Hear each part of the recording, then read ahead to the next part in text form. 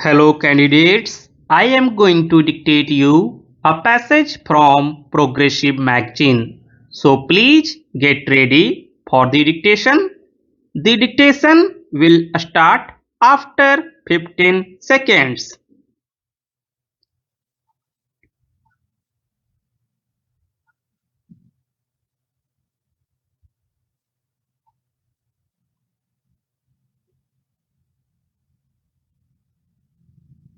Relying on the decision of this court in Indira Sahni case, the learned counsel has poured that economic criteria cannot be the sole basis to provide reservation. He would further submit that a class should be homogeneous, have a common origin, and have the numerical strength. The EWS created by the amendment in question does not fulfill any of the criteria and hence cannot be called a class for any state action, particularly the affirmative action. He further emphasized on this argument by intensively reading the opinion of Justice Sahai in Indira Shahni case.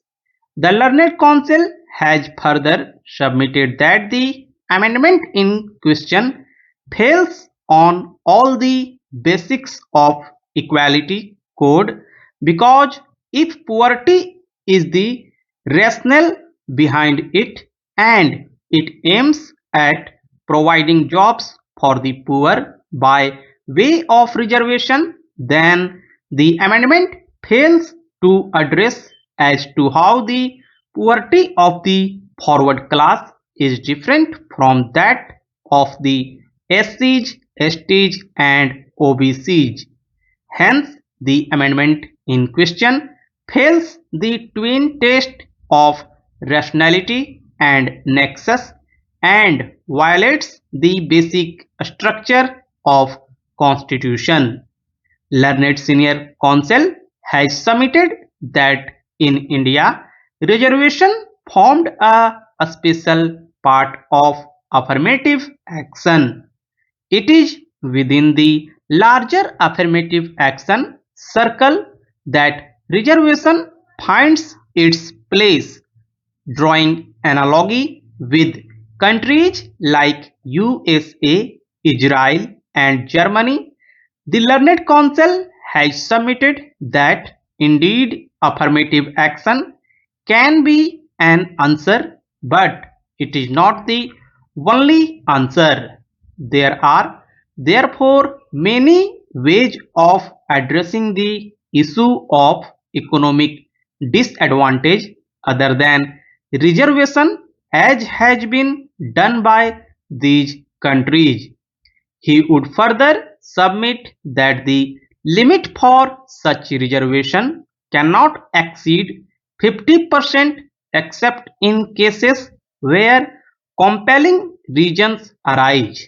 Arguing on the Equality Code, Learned Counsel has relied on the classification laid down by this court that the present amendment neither has any reasonable classification nor such classification has any nexus with the object to be achieved, hence is violative of Article 14.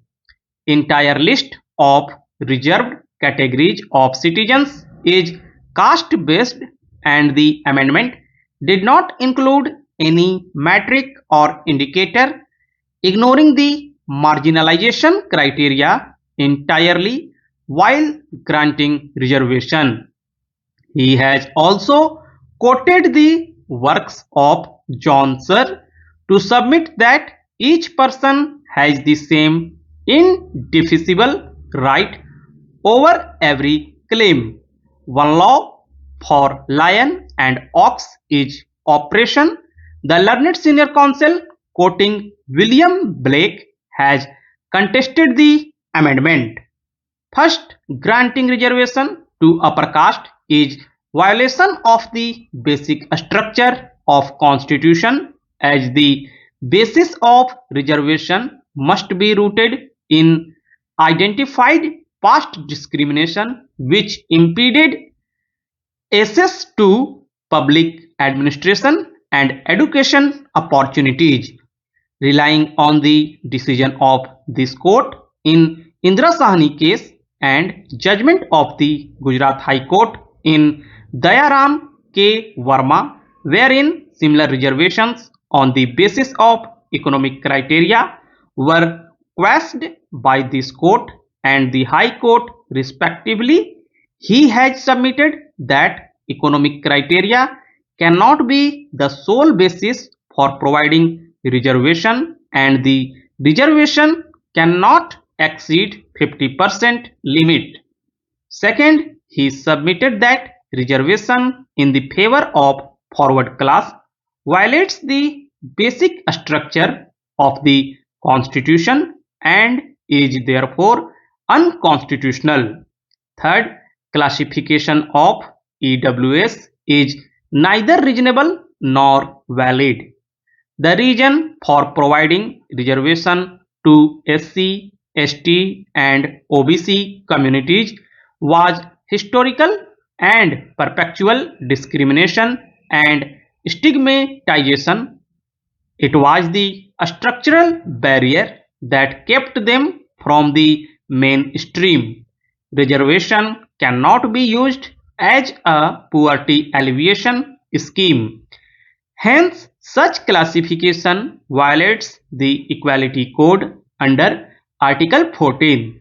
Fourth, the amendment in question fails the width test laid down by this court in M. Nagaraj, as there are no limitations or indicators that have been devised to identify the people falling under the EWS, whereas for each category, be it SC, ST or OBC, the constitution is overseeing the reservation by virtue of Article 366. Hence, the amendment in question fails the guided power test.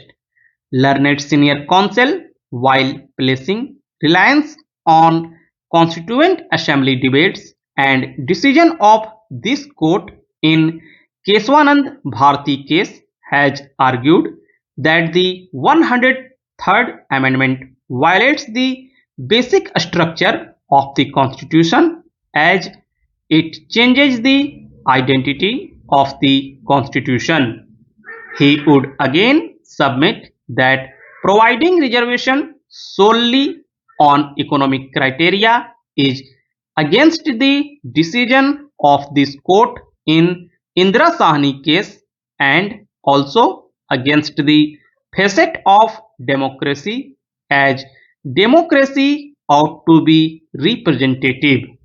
The learned counsel would argue that economic criteria is transient in nature, whereas the inclusion of backward classes under Article 16 under bracket 4 was on the ground of historical exclusion. In our society, discrimination finds its root in caste, religion, race, etc., and not in economic condition of a person. The classification under Article 14 has to have reasonable nexus and intelligible differentia, which the amendment in question, because of all the aforesaid reasons, fails to achieve. He has also submitted that indeed forward class must have faced some discrimination, but the intensity of discrimination is not enough to justify reservation. To support his submission, he has relied on the judgment of this court in Madhav Rao Sindhia case.